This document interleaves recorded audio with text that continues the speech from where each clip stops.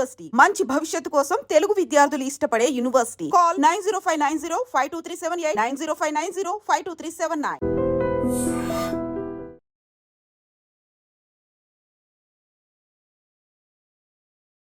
So ఆ తర్వాత of course మీరు మళ్ళీ ఇంకో సంఘటన ఉందని చెప్పారు. ఇంకోటి ఈ మధ్య అమ్మమ్మ గారి ఇల్లు అని చెప్పి ఇక్కడ రామోజీ ఫిలిం సిటీలో షూటింగ్ చేస్తూ ఉన్నాం అనమాట. ఆయన చిరంజీవి అని చెప్పి ప్రొడక్షన్ అతను అసలు ఎంత బాగా పలకరిస్తాడంటే అండి, నేను గాడ్ ఇప్పుడు తలుచుకున్నా సరే నాకు ఏడుపు వచ్చేస్తా. సార్ కొంచెం కొంచెం కాఫీ తీసుకొస్తాను సార్ కొంచెం అని చెప్పి అలా తీసుకొచ్చి ప్రేమగా సర్వ్ చేయడం అనమాట. భోజనం చేస్తాను సార్, ఈ కూర ఉందండి అద్దరిపోయింది కొంచెం వేసుకోండి సార్ కొంచెం, అంత ప్రేమగా ఉండేవారండి. ప్లస్ అమ్మమ్మ గారి ఇల్లు అనేది మేము ఆల్మోస్ట్ అప్పటికి ఒక 20 days ఏదో చేస్తూ ఉన్నాము. అందరి మధ్య ఒక బాండింగ్ వచ్చేసింది. ఆయన ఇలాగ మాకు సర్వ్ చేస్తూ ఉన్నాడు. సర్వ్ చేస్తా కూడా అన్కాన్షియస్ అయిపోయాడు. అన్కాన్షియస్ అయిపోతే ఇదేంటి ఇలా అన్కాన్షియస్ అయిపోయాడని చెప్పి నేను వెళ్ళి పరిగెత్తుకుని చూస్తున్న అతనికి చెయ్యి ట్విస్ట్ అయిపోతుంది. వెంటనే నేను పట్టుకున్నాను కానీ ముందు పడుకోబెడదాము అంటే సడన్గా లో బీపీ కానీ ఏదైనా అయిందని చెప్పి కింద పడుకోబెట్టాం. ఆయన ఇంట్లో 108కి ఫోన్ చేసాం కానీ ఏమైందండి? సింకోప్ కాదు, ఆయనకి ఇది బ్లడ్ హెమరేజ్ అయింది. ఓ మై గాడ్, అదే బ్రెయిన్ హెమరేజ్. Very scary. అప్పుడు విపరీతంగా చాలా అంటే I couldn't control my self, విపరీతంగా ఏడుపు వచ్చింది. అంటే కళ్ళ ముందు అలా మనిషి చచ్చిపోవడం అనేది దట్ వాజ్ జరిగినాయి. కానీ హాస్పిటల్లో కూడా దిస్ వాజ్ లైక్ అంత దగ్గరగా ఉన్న వ్యక్తి. But what ever it is, అంటే ఇది ఒక ఈవెంట్ఫుల్ లైఫ్ ఇది ఇలా చూస్తే మీరు. ఘర్షణ నుంచి మొదలుకుని తర్వాత అతడు also you played a very good role. అవును, త్రివిక్రమ్ శ్రీనివాస్ గారు అంటే సినిమా అదే హీరో కింద మేము ఏదైతే శుభవేళ చేశానో దానికి దశరథ్ అని చెప్పి రైటర్ అనమాట. దశరథ్ త్రివిక్రమ్ గారు కూడా బాగా క్లోజ్గా ఉండేవారు. సో అలాగే అంటే అప్పట్లో ఒక టీమ్ లాగా ఉండేవారు అనమాట. ఈ నెంబర్ ఆఫ్ అప్కమింగ్ డైరెక్టర్స్ కానీ రైటర్స్ కానీ వీళ్ళంతా ఒక హ్యాంగ్అవుట్ ప్లేస్లో కలవడం ఇది అది అంతా. సో ఆ రకంగా ఇలాగ త్రివిక్రమ్ శ్రీనివాస్ గారిని వెళ్ళి కలుద్దాం అనుకుని ఫస్ట్ టైం వెళ్ళి కలిసాను ఆఫీస్లో. సార్ ఇలాగ తెలుసు కదండి, I want to get back again, ఏమైనా ఉంటే చెప్పండి సార్ అంటే అసలు ఎంత నవ్వుతో పలకరిస్తారంటే త్రివిక్రమ్. ఎప్పుడైనా మాట్లాడి కలిసారా మీరు? కలిసాను. సో ఎంత వార్మ్ రిసెప్షన్ ఉంటుందంటే ఆయన దగ్గర. సో ఆయన వెంటనే చెప్పారు మనం చేద్దాం రవి అని చెప్పేసి అతడు సినిమా ఆఫర్ వచ్చిందనమాట. ఐ మీన్ ఈ సినిమాలు ఈ మెయిన్ సినిమాలు అన్నీ కాకుండా అసలు మొత్తం ఎన్ని సినిమాలు చేశారు రవి గారు? ఐ డోంట్ నో అండి, నేను ట్రాక్ చేయలేదు కానీ బట్ 200 అయితే షూర్గా అయి ఉంటుంది అనుకుంటున్నాను. అంటే we just look at how destiny opened up doors for you. ఎంత బ్యూటిఫుల్గా ఒకదాని తర్వాత ఒకటి వాటంతట అవే వచ్చాయి కదా.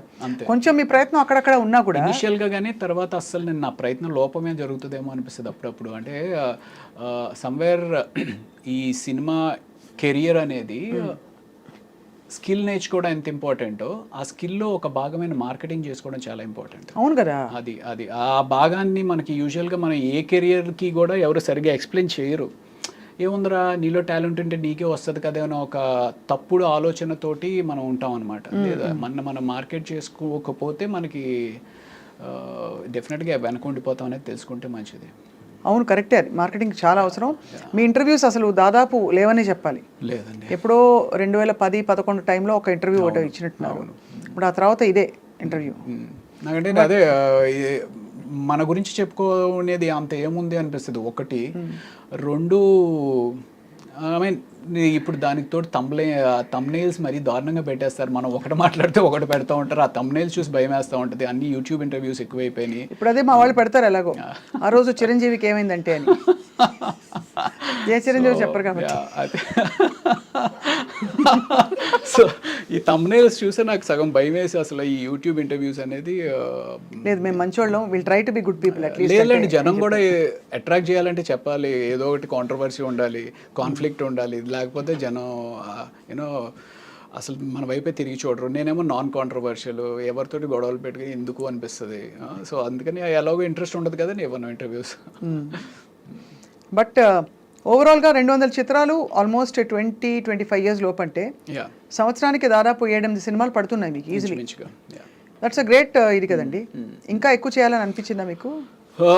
ఇంకా ఎక్కువ చేయాలని కాదు కానీ అట్లీస్ట్ 3 సీన్స్ అయినా ఉంటే బాగుండు అనిపిస్తూ ఉంటుంది. అంటే సినిమాలో 2 సీన్సే, ఆ 2 సీన్స్ అయినప్పటికీ లక్కీగా నాకంటూ ఒక రికగ్నిషన్ అనేది ఉంది. లక్కీగా రికగ్నిషన్ అయితే ఉంది. ఆ 2 సీన్స్ కన్నా ఒక్క 3వ సీన్ కూడా పడితే బాగుండని ఆశ బాగా ఉంటుంది. 2 సీన్స్ అంటే మనకి ఎన్ని రోజులు, ఒక 4-5 డేస్ ఉంటుందా పర్ మంత్? లేదండి, 2 సీన్స్ అంటే డిపెండ్స్ ఆ సీన్ బట్టి.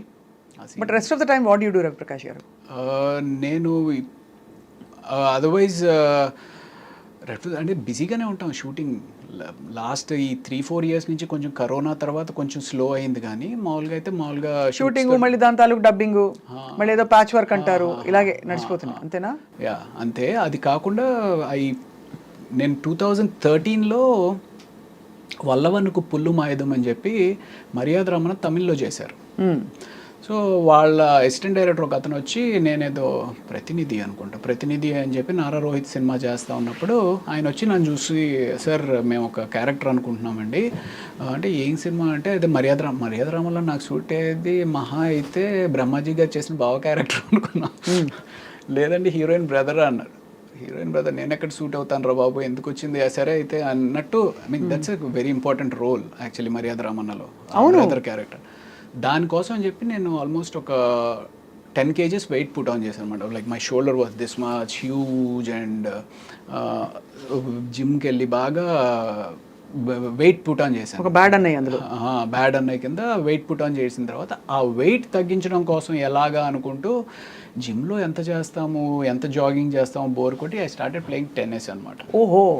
సో ఆ 2013 నుంచి ఆల్మోస్ట్ ఒక దట్ బికేమ్ ప్యాషన్ అంటే హాబీ బికేమ్ ఎ ప్యాషన్ అనమాట, tennis. So I love playing tennis.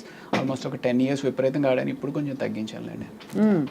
అంటే వెయిట్ లూజ్ అవుతారంటే టెన్నిస్ అంటే ఇట్స్ కార్డియో కదా sport. Any sport is like, అంటే any sport is just not a sport and it's teaches you life. You know ఓడిపోవడం, గెలవడం, మనని motivate చేసుకోవడం, ఆ పర్టికులర్ కోర్ట్లో ఉన్నప్పుడు అవతల వాడు ఏం ఆలోచిస్తున్నాడు, మనం ఏం ఆలోచిస్తున్నాడు, మోర్ దెన్ ఎనీథింగ్ నీ ప్రపంచాన్ని మర్చిపోయి వేరే ప్రపంచంలోకి వచ్చి ఒక 1-2 hours నీ టెన్షన్స్ అన్నింటిని పక్కన పెట్టి బాల్ మీద ఫోకస్ చేస్తాం. That's a wonderful meditation actually. Correct, that's true. Yeah.